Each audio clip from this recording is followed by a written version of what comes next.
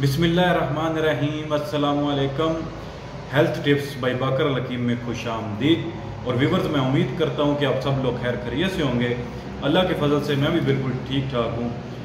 तो दोस्तों, आज का जो हमारा मौजू है ये है खट्टे डिकार और सीने की जलन।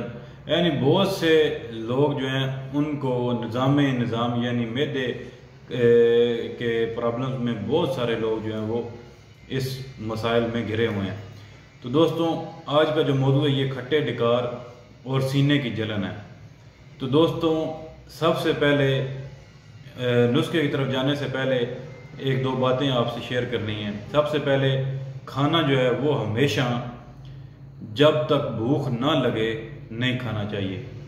सबसे पहले इस बात पे अमल कर लें तो मैदे के 90% मसाइल ख़त्म हो जाते हैं। जब तक आपको सही भूख यानी भूखे साधक सच्ची भूख ना लगे, काज़ब नहीं, भूखे साधक यानी सच्ची भूख ना लगे, आप खाने की तरफ ना जाएं। जब आपको इस तरह भूख लगे कि आप रह नहीं सकते, आप फिर खाना खाएं। और दूसरा, हमेशा भूख रख के खाना खाएं और खाना खाने के बाद मैदे को टाइम दें। उस ग़िज़ा को हज़म करने के लिए मैदे को कुछ टाइम दें, 7 से 8 घंटे टाइम दें कि वो ग़िज़ा को अच्छी तरह हज़म कर ले। इस 7-8 घंटे में कोई चीज़ आप ना खाएं। ये तो होगी चंद बातें आपके लिए जो 90% मसाइल ख़त्म करती हैं। अभी आ जाएं नुस्खे की तरफ, जो खट्टे डिकार और सीने की जलन है।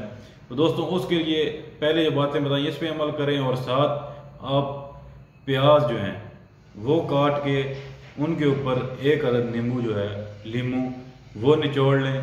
और हर जब भी आप खाना खाएं वो लीमू जिन प्याज़ों पे आप निचोड़ेंगे वो चंद प्याज जो है ना कटे हुए चंद प्याज वो आप साथ इस्तेमाल करें तो इंशाअल्लाह ताला आपका हाजमा दुरुस्त हो जाएगा।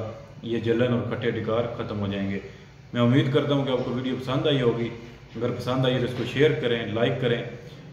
इंशाअल्लाह फिर नए मौजूद के साथ हाज़िर होऊंगा। खुदा हाफिज़।